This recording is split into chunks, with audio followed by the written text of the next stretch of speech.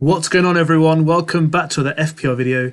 My name is Mo, and today I'll be going through my team selection for Game Week 29. It's a mini double game week, and it's something special today because I am going to be playing my wildcard. So we'll go through all my decisions, my rationale, why am I playing it now, what's made me play my wildcard now rather than earlier or later on in this season. So we'll go through all the answers to those questions, and we'll review how I did in Game Week 28, which currently is still taking place because the games will be played later tonight. So I have at least 4 players to potentially get some more points and move me up the ranking spot in this kind of mini double game week as well.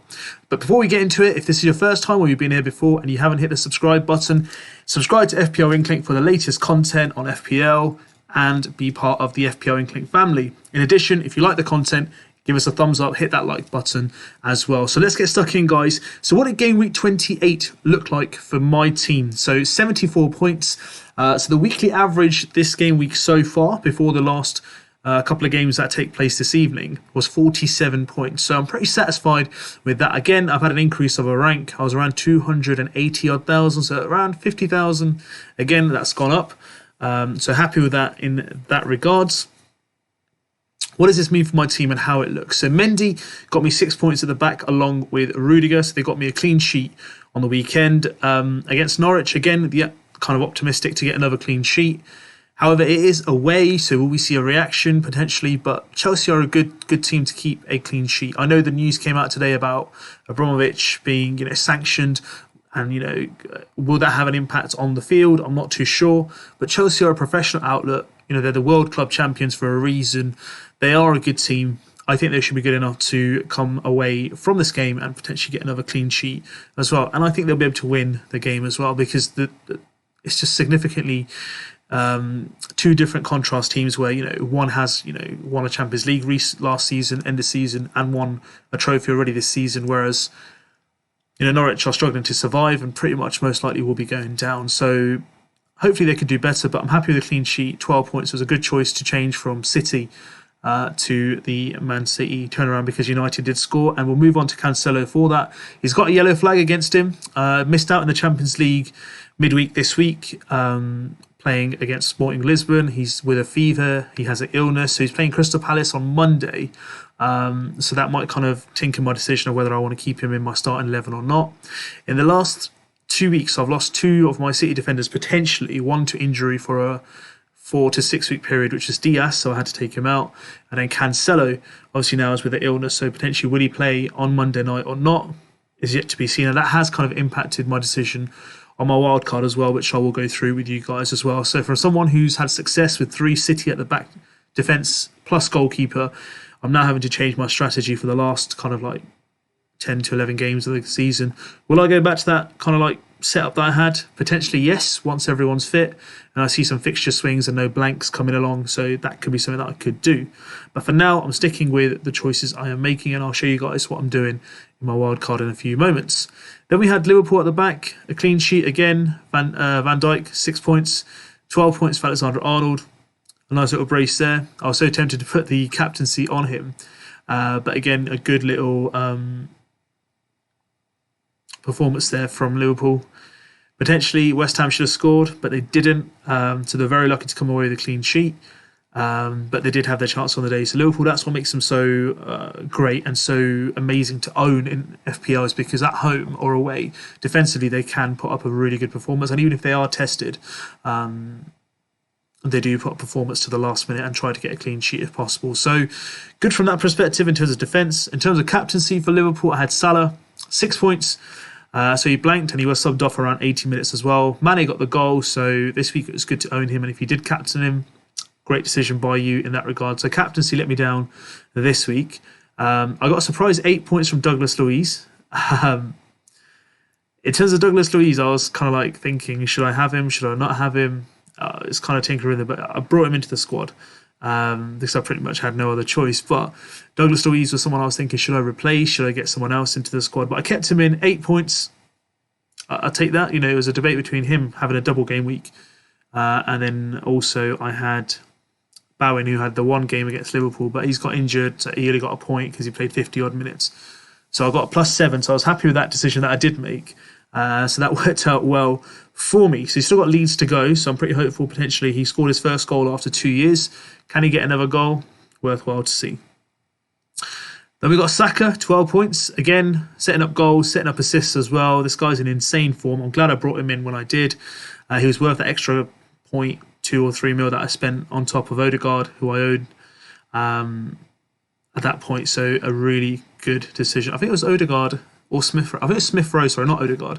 It was between Odegaard and Saka because I was thinking I do want to get rid of Smith Rowe. It was Smith Rowe because he was playing a few cameos as a sub. So Saka did come in, again, 12 points. Arsenal, 8 out of 10 matches they've won in the last 10 games of the Premier League. So the only competition looking good for top 4, and I may be targeting some of their players for the next couple of game weeks because they have no blanks.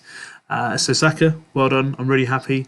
Could have put the captaincy on him, but in hindsight, it all looks good indeed. Then we've got Jimenez, who again was benched. Frustrating. I pretty much want to get rid of him, to be honest. Him and Dennis, to be fair, are kind of like the main culprits why I do want to make a wild card, which I have done. Kind of forced my hand. 1 point, come on as a sub.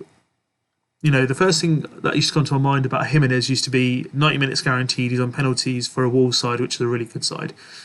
Not playing 90 minutes consistently. Haven't had a penalty in a long, long while. So 7.5 mil, is there better options out there? Potentially, yes.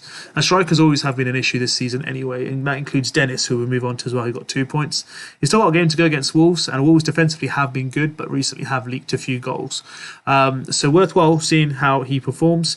Otherwise, both these strikers are, for me, on the way out. Haven't performed, and I've trusted them for a couple of weeks now. Last but not least, Harry Kane, 13 points. What a performance against Everton, 5-0 thrashing. Could have had more. But, you know, I still take 13 points. Could have put the captaincy on him. But Everton do look really... What's the right word to say for me? They look really awful, to be brutally honest. No fight, no determination. Lampard's got a good... He's got a good fight on his hands now. He needs to keep them up. I know they've got a few games in hands, but they need to definitely improve their performances. But Kane on fire, he's catching form. As I said to you guys a couple of weeks ago, he will come into good form in the end of the season because he wants to obviously push that move again.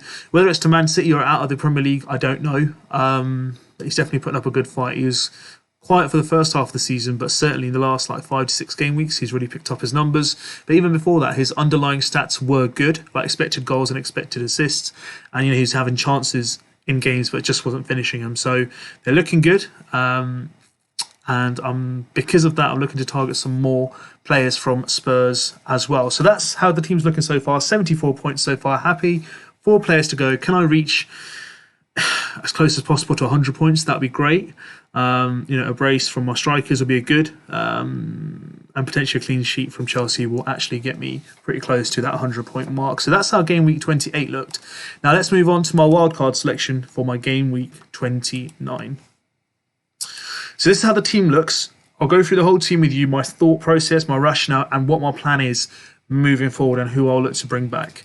So we'll go to the bench first. I think it's fair to go for my bench options. So Foster on the bench, you know, I don't intend to play him because I've got Mendy in goal for Newcastle. I think despite Newcastle playing so well, I think Mendy will be able to keep a clean sheet at home against Newcastle.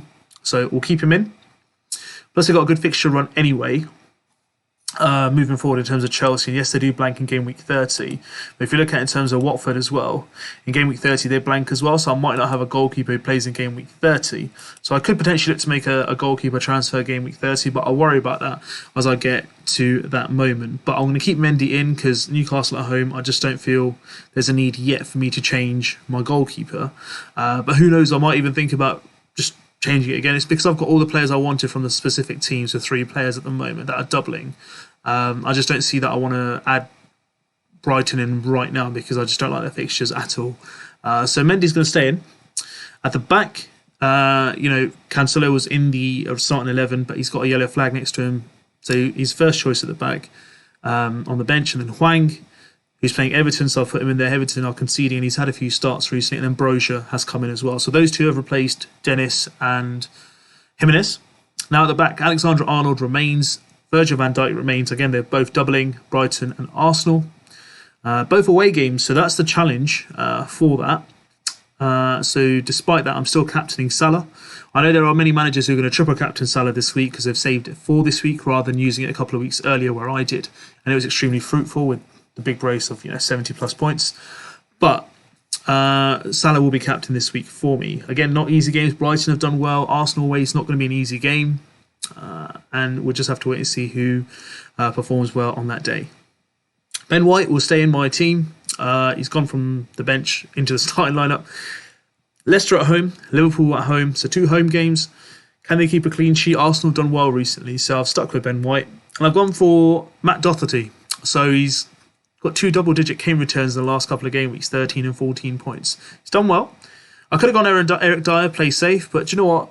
There's no risk, there's no reward. So I've gone for Doherty. I thought, you know what, let's just try it.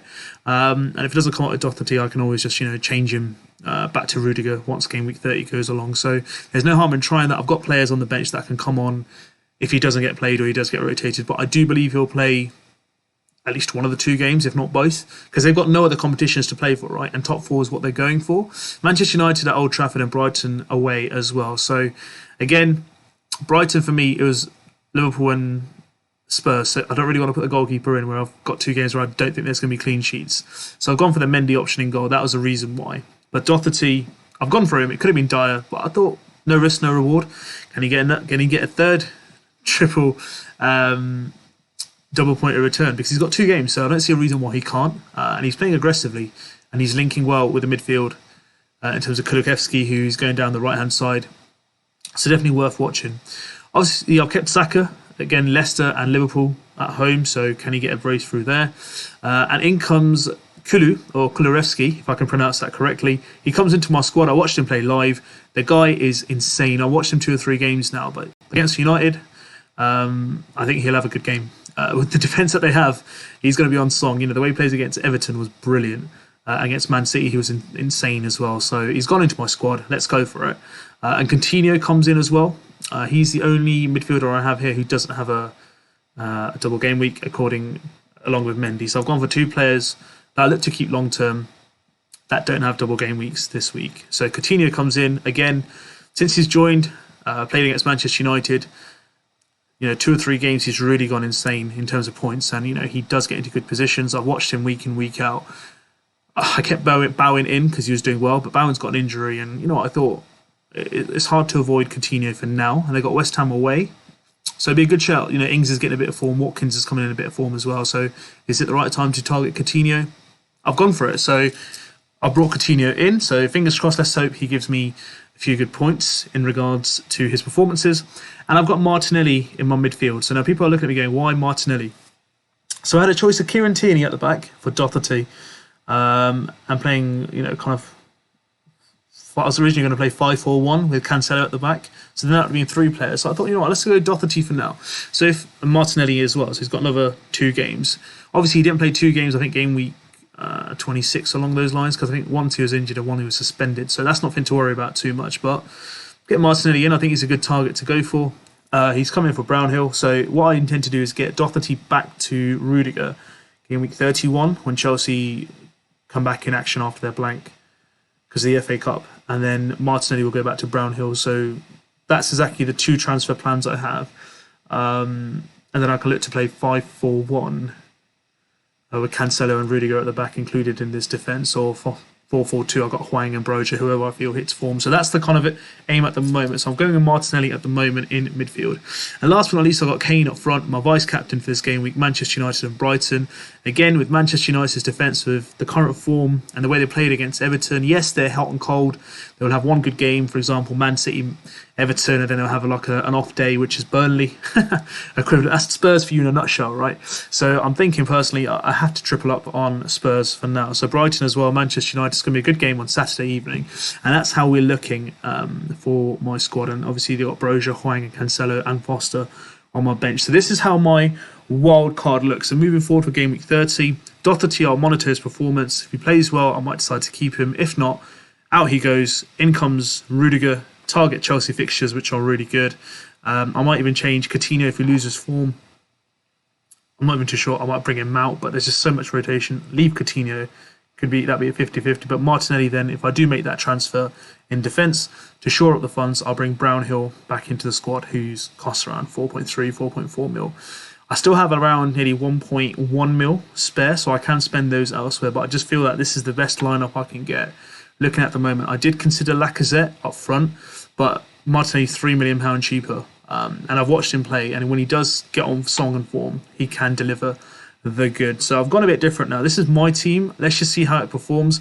9 double game week players. Can I take advantage of the week where majority of the FPL players are going to have single game week players, or who have already played their kind of wildcard / if they have targeted this week, fair dues. But I think I've targeted this game not deliberately. It's just so-called happened that defensive injuries and strikers not playing well, and other players like Kulereski, Coutinho, and Doherty coming into form. It's forced my hand to play my wild card right now. So that's literally my team for Game Week 29. So wild card played. Let me know your thoughts. Let me know what your thoughts are on my team. Let me know what you guys are doing. Drop it in the comments box. If you guys haven't subscribed to FPL INKLING yet, hit that subscribe button. Be part of the FPL INKLING family. And if you haven't hit that like button, hit that like button and give this video a like. If you guys have any questions, log on to my Instagram, Twitter, or even YouTube here. You can log me some questions and I'll be happy to answer them, and let me know where I can help you. Join the league. The code is below my camera screen. So join the FPL INKLING League, be part of this FPL family, and let's have a great end to this season. Have a good week, guys. Only a couple of days left. We'll be doing deadline stream on this Saturday morning. So tune in from 10 a.m. UK time. We'll be streaming. Have a good evening. Take care of yourself. Stay safe. And I'll see you guys very soon.